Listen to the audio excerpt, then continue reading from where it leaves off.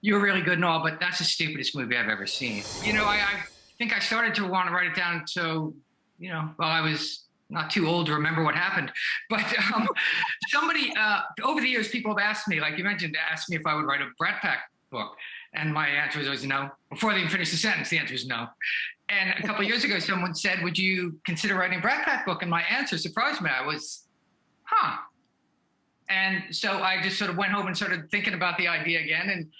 And I then just started writing. Before I sold any book, I just started writing to see, I wanted to see if I had anything to say about it, And it was such a formative time in my life. It was the time that defined me to people who know me at that time defined me. And I've never looked at it. I mean, I just sort of ran from it. And I have a stock answer when people talk about the Brat Pack, and I just give them an answer and move on.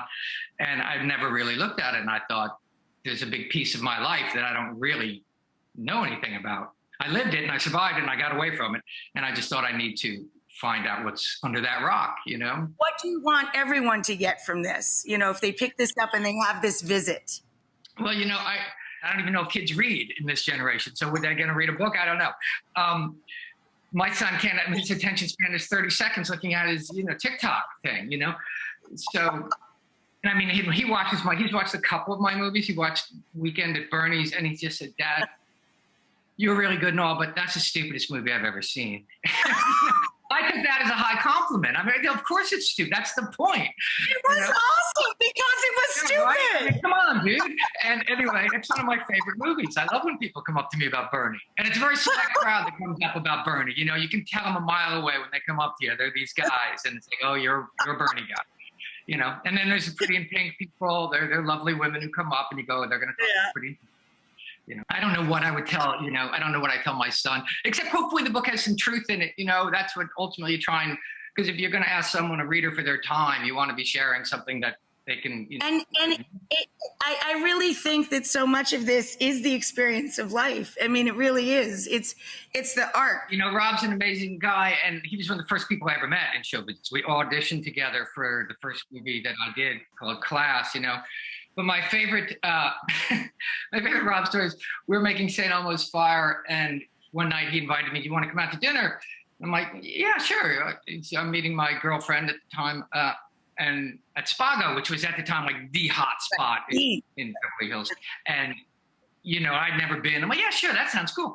So we go, and I just expect it's going to be Rob and his girlfriend. And I sit down, and the next person at the table sitting next to me is like, oh, this lady looks familiar. Oh, this is Liza Andrew. I'm like, oh, hi, Liza. So I'm sitting next to Liza Minnelli for dinner. I order a double vodka very quickly. And then as dinner's going down, Liza kind of says, hey, you guys, you want to go to Sammy's? And everybody's like, yeah, definitely. Let's go to Sammy's. And I'm like, I don't know anything. I'm thinking Sammy's is like the Studio 54 of LA. And I'm like, yeah, let's definitely go to, love to go to Sammy's. I love Sammy's. And so they go, okay, let's go.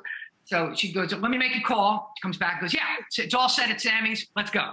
So we all hop in our cars, we drive up, and suddenly we're not driving. We're in this residential area. And I'm like, well, where's the nightclub here? And so anyway, we pull into this long driveway through the gate, and we walk up to somebody's front door. And I'm like, is this some secret nightclub? Is this, speakeasy thing? What's going on?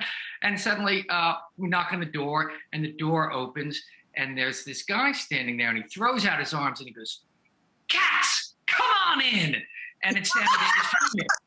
And so we're at Sammy Davis Jr.'s house. And he goes, Cats, I'm screening a flick for some friends here. You guys go on upstairs to the billiard room. I'll be with you in a few minutes. I'll call you down when the flick's done. So we go upstairs, and my mind is just blowing right now. So I'm hanging. So me and Rob are playing pool. Rob, who's a pretty cool character, and Mr., pretty comfortable around showbiz elites, he kind of turns to me and just goes, and I'm like, okay, I am right. This is kind of a crazy event. So anyway, we went down, and Sammy was fantastic. Sammy, played bartender. He was sober at the time, and for the rest, long time. And we just got totally had a great party at Sammy's house. And he's like, I see you young cats. I know what you're doing. I'm keeping my eye on you, and I'm loving you.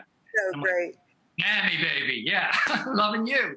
And that was my most Hollywood story, I think.